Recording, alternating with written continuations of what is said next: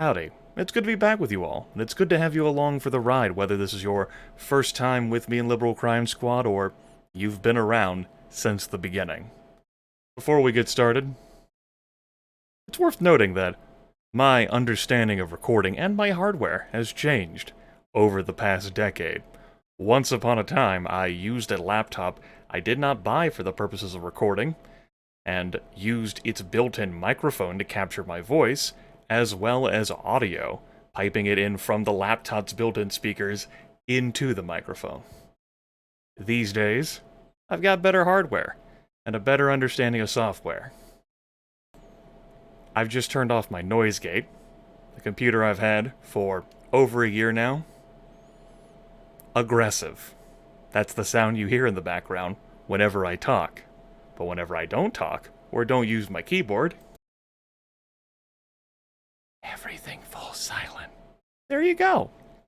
Technology. You're welcome.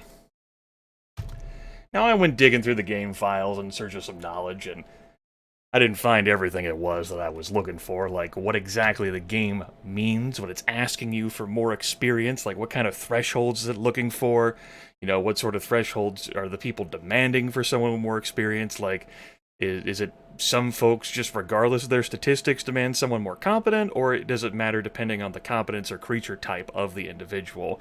I couldn't find those in the source code itself, but I didn't go looking that hard. I found a bunch of strings of things and other details that aren't immediately useful.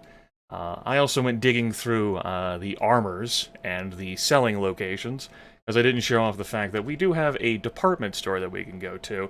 I was curious about the statistics of various clothes because it's been a while, I forget these things, and they could have been changed.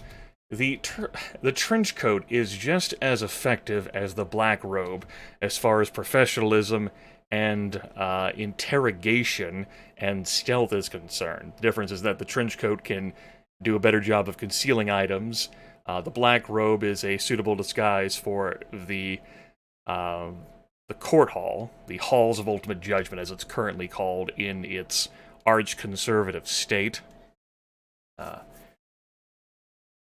suppose I should do a little bit of conversation about the game mechanics if you are too unfamiliar. So, gosh, in case you haven't figured it out, we've got disguises, we've got stealth, we've got a number of locations. The outfits that you have suitable weapons to match in, and locations have suitable, like, disguises that you can wear and fit in just fine. The game checks for your stealth before it checks for disguise. Some creature types that you encounter are more competent than others, and so you will have to be careful in more dangerous locations. I think that counts for an effective explanation. You're welcome. So, our team of four. We've got Holly, Attila, and Luann with us. Holly and Luann here, they're not really for the beat people up squad. Luann certainly could make an argument for that. But then we look at a strength of one and we're like, maybe not. And Holly just, the agility of 5, kind of find that off-putting for how I like to play the game. Well, the strength of 12, there is something to be said for that. However, we will keep Holly and Luann with us for the time being, and just not work on crimes that'll go on their criminal records. We'll split them off, and we'll have them solicit donations, or write, or something that will not be very effective for the time being. Whereas, the founder and Attila will go juice up. This will allow Attila to recruit some folks. I've used 2 of the founder slots on people who are basically dead-ended, recruit-wise, until I get some juice into them. That's unfortunate. So, but, we'll have Attila here that can potentially pick up the slack. Alright? Alright. For the time being, we're going to work on getting folks some disguise and stealth. It may come in handy for all of them. You never know. So for that, we're going to head to the Montana apartments.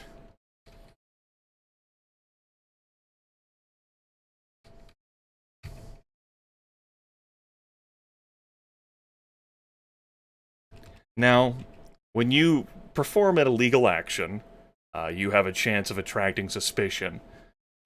Enough suspicious attractions, and you'll see conservatives suspicious up here. That means that conservatives are now one step away from becoming alarmed. And when they're alarmed, there is active combat.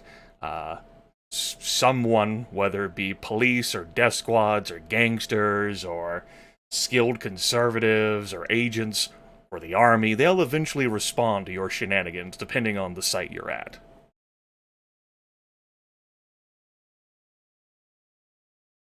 This is why I lurk very close to the exit when I'm not intending to, engage in wonderful crime and juice building and, well, really it's good to lurk next to the exit in general, unless you're going after something specific or you're powerful.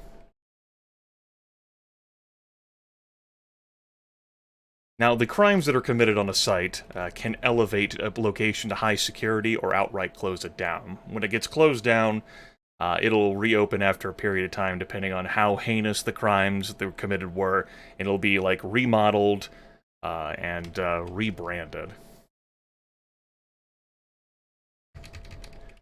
Try not to perform crimes in front of people. It upsets them. It can alienate the masses. It's not good.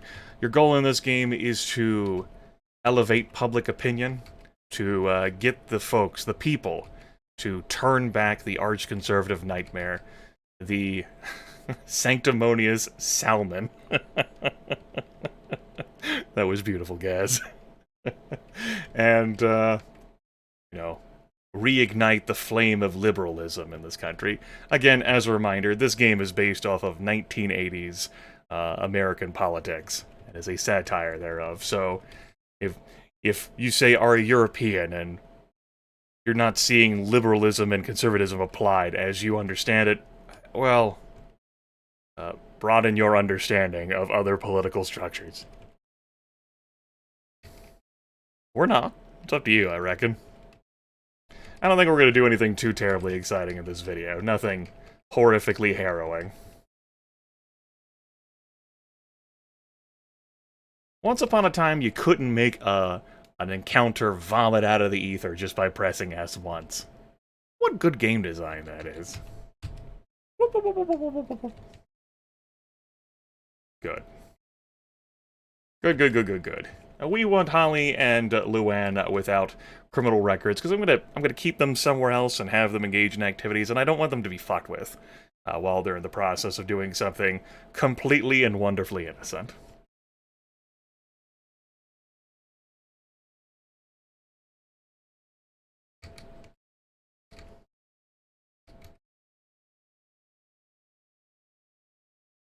Alright, good.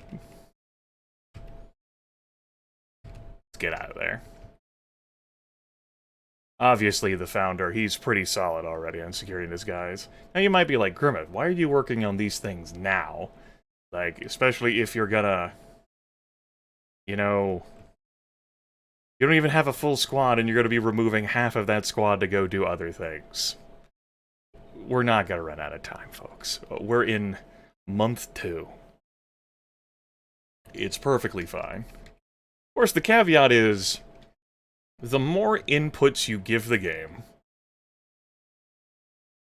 the greater the likelihood that you will make a mistake. It's only a matter of time. In contempt, Spartanburg.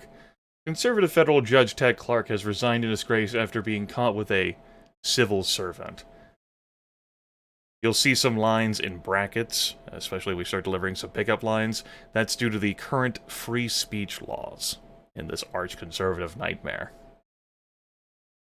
Anyway, the judge is going to make things right with the Almighty Father. At a Bible retreat. Huzzah!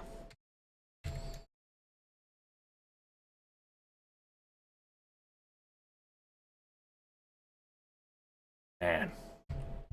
What a grim state of affairs this all is.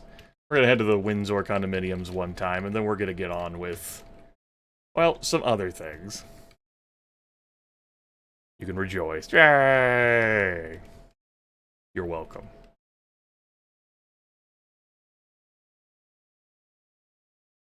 Ooh, faded into the shadows. Hot. Alright. I didn't quite get a whole lot of stealth there on Holly and Luann. Weren't a whole lot of stealth checks. Black Robe's not the best for stealth value. I think stealth value goes up to 4? Or at least it goes up to 3.